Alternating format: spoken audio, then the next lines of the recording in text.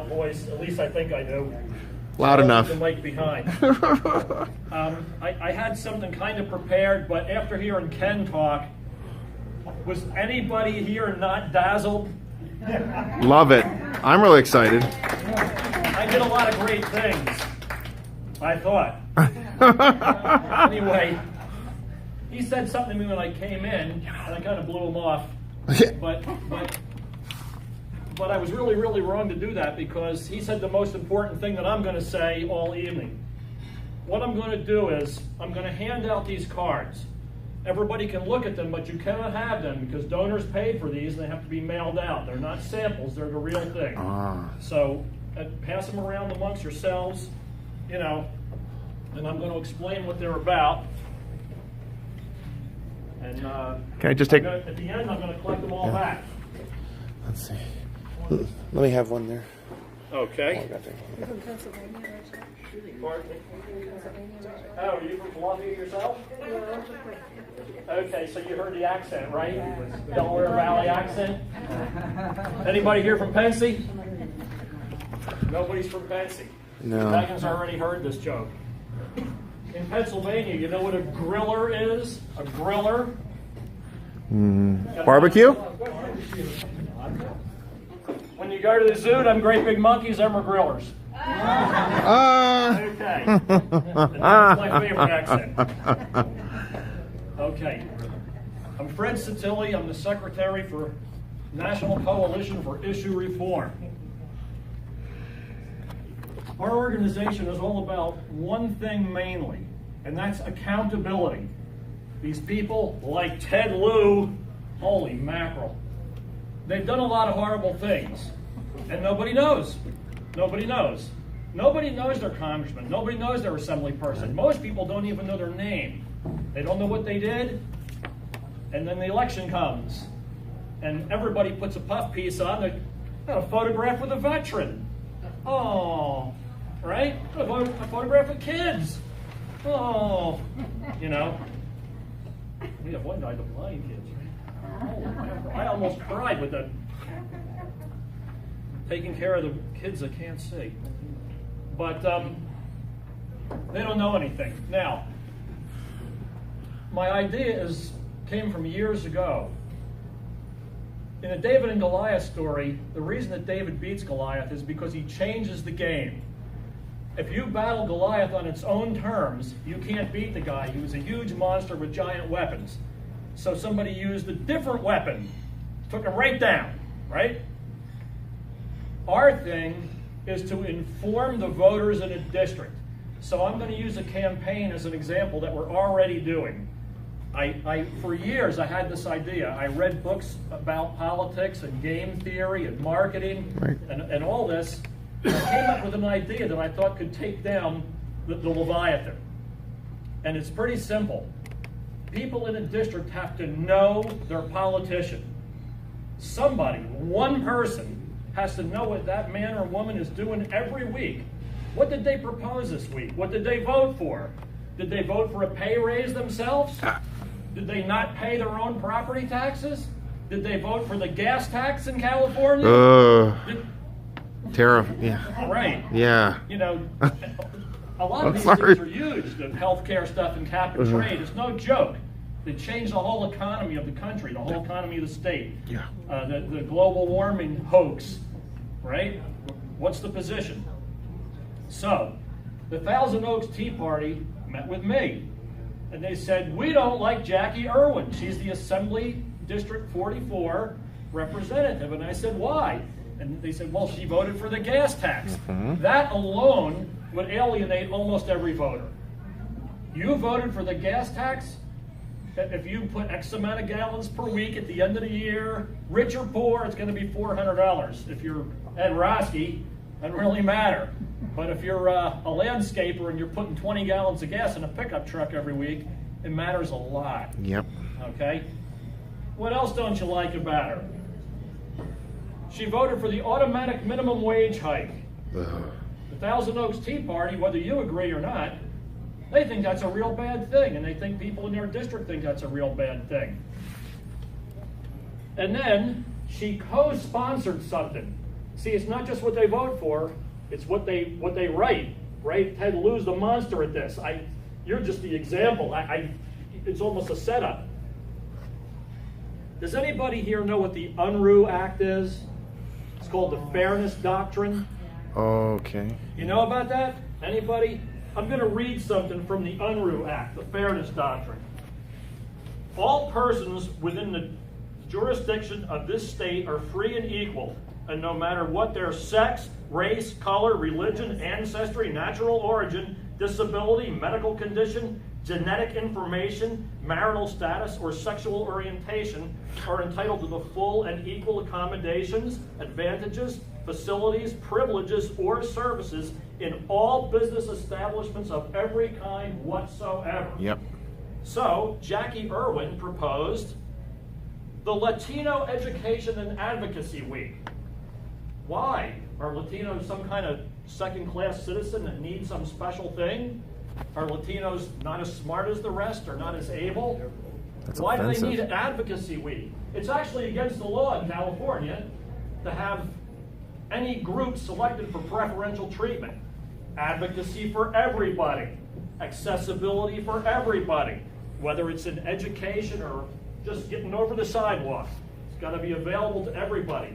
A person that's 3 feet tall has to be able to see themselves in the mirror in the men's room.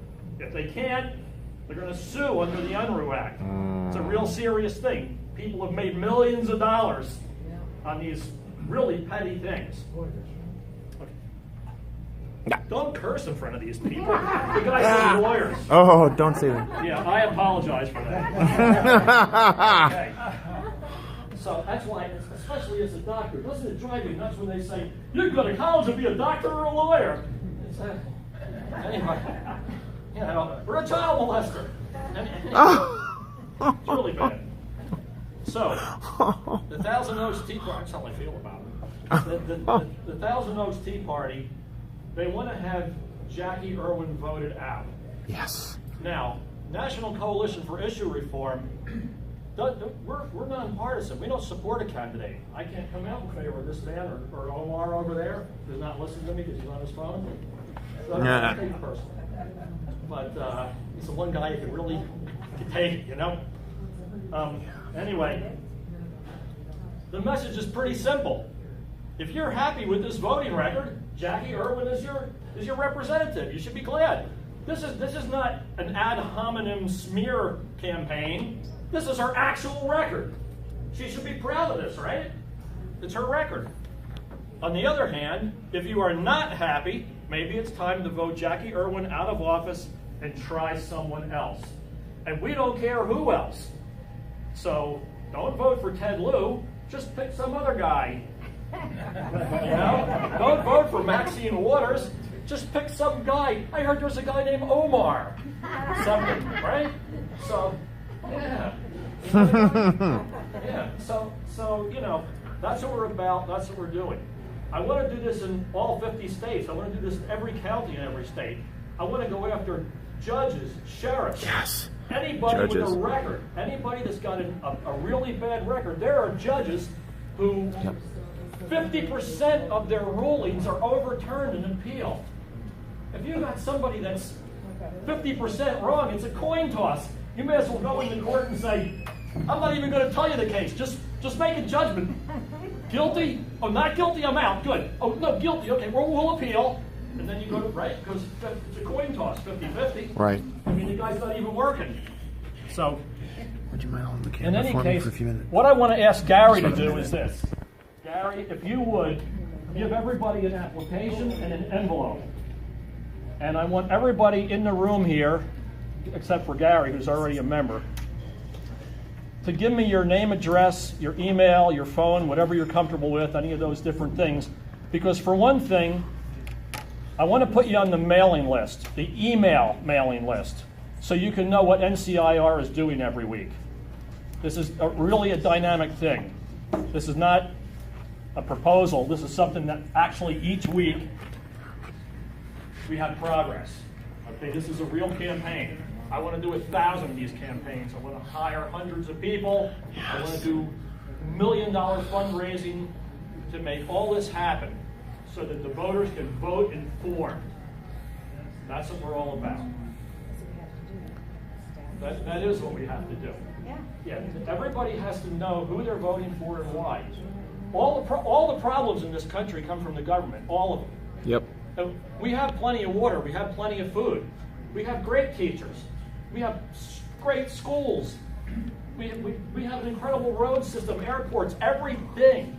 The problems that we do have all stem from government. All this racial conflict, it's the media and the government, which is obviously synonymous. Right. And because we've degenerated into a one-party system, people like all of you are faced with the Leviathan. The only way we can do it is to change the very philosophy of the voter. We have to make the voter ask themselves the question, do I like this candidate? Now, if Jackie Irwin is actually voted out of office, the voters in that district will know why they did it. They're the ones who did it. Right? This is a real we the people thing. We'll be able to go to them and congratulate them. You drained the swamp. You got rid of the gas tax lady.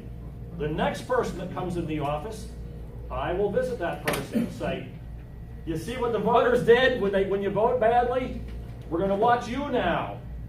And if you think you're going to vote for cap and trade and sanctuary city stuff and gas, any kind of taxes, I mean, we're taxed. California's taxed. Yeah. We don't need any new taxes. There's another issue that's kind of not my issue, but I ought to bring it up. And that is to turn this state back into a red state. We need to repeal a whole bunch of stuff because the deep state depends on the bureaucracy to keep all these things in motion. CARB, the California Air Resources Board. Yep. Yeah, that needs to be taken down. So every one of you, you guys are, he is a monster, Arthur, with going to town meetings. But when you face your candidate, you know, most people when they face their candidate, they ask for two things. They ask for something for themselves, right? Okay, don't do that. Ask them what they're going to repeal. If everybody asks these guys what they're going to repeal over and over and over, it will finally enter the narrative. One day you'll have somebody come to the microphone and say, well, I have a lot of ideas, and one of them is to repeal, and it could be the smallest thing, like they have double fines for speed limit violations on bridges. Let's repeal that one. Because who thought of that? You know, it's just an extraneous extra law. So to turn the state back in, you know, really back into a red state, you're going to have to repeal tons and tons and tons of these bureaucratic laws. And the candidates need to be asked that question. They need to know. We need to ask them all what they're going to repeal and get the idea into the media and into the voters that repealing things is a good idea. So I hope you'll join us. I hope you'll get on an email list. Maybe you'll even join as a member, which would be phenomenal. The only way we can do this is with money. That's why I remarked about Omar that he raised all that money, because every political campaign is run with money. Omar cannot go to Pennsylvania without a plane ticket and a hotel. Okay, he's not